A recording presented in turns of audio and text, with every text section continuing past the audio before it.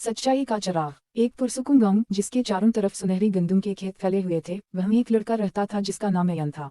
ज़हीन भी था, मुस्कुराहट भी अच्छी थी, मगर एक बड़ी कमजोरी भी, वो जिम्मेदारी से बचता था। जब भी कोई मसला पैदा होता फौरन दूसरों पर इल्जाम डाल देता था, अपनी गलती मानने की हिम्मत नहीं थी।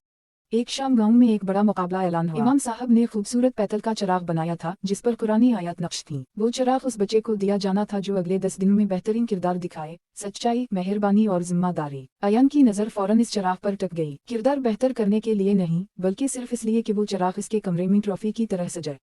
आसान है, उसने खुद से कहा, बस 10 दिन नेक बनकर दिखाना है। पहले दिन उसने एक बूढ़े आदमी को पानी उठाने में मदद की। दूसरे दिन उसने गरीब बच्चों को खाना दिया।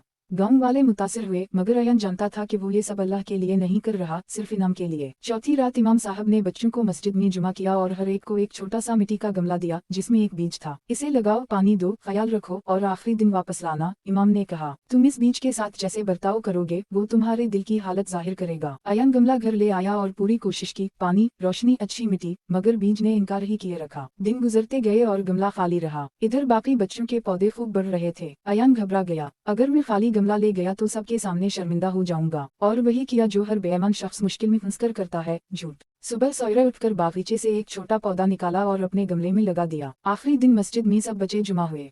हर तरफ हरे भरे पौधे थे, सिवाय एक गमले के, एक बिल्कुल खाली गमला जो एक खामोश सी लड़की मरियम ने उठाया हुआ था। इमाम साहब ने हर गमले को गौर से देखा। अयन के गमले तक पहुंचे तो मुस्कुराए, मगर कुछ ना कहा। आखिर में वो सबके सामने खड़े हुए और बोले, 10 दिन पहले मैंने सारे बीज उबाल दिए थे, इनमें से कोई भी उग नहीं सकता था। ये सारे पौधे कहीं और से लाए गए हैं, सिवाय एक के। इन्होंने मरियम की तरफ इशारा किया। इस लड़की ने सच वापस किया है, और सच्चाई हर चराग से ज्यादा कीमती होती है। बच्चे हैरान रह गए और अयन का दिल डूब गया। वो सिर्फ पकड़ा नहीं गया, बल्कि उसे समझ आ गया कि वो सच्चाई से कितनी दूर जा चुका है। इमाम इसके पास आए और नरमी से कहा, दिखावे की नेकी बेजान होती है, बिल्कुल जाली पौधे की तरह, बाहर से खूबसूरत मगर अंदर से खाली। अल्लाह दिल की हकीकत देखता है, ना कि तुम्हारा दिखावा। अयन ने सर झुका लिया। शर्मिंदगी ने उसे तकलीफ दी, मगर उसी ने इसे साफ भी किया। इस दिन के बाद उसने सच्चाई पर मेहनत शुरू की, इनाम के लिए नहीं बल्कि अल्लाह के लिए। और यूं ये सबक पूरे गांव में फैल गया, छोटा सा सच्चा दिल भी हजारों दिखावे की नेकियों से ज्यादा कीमती है।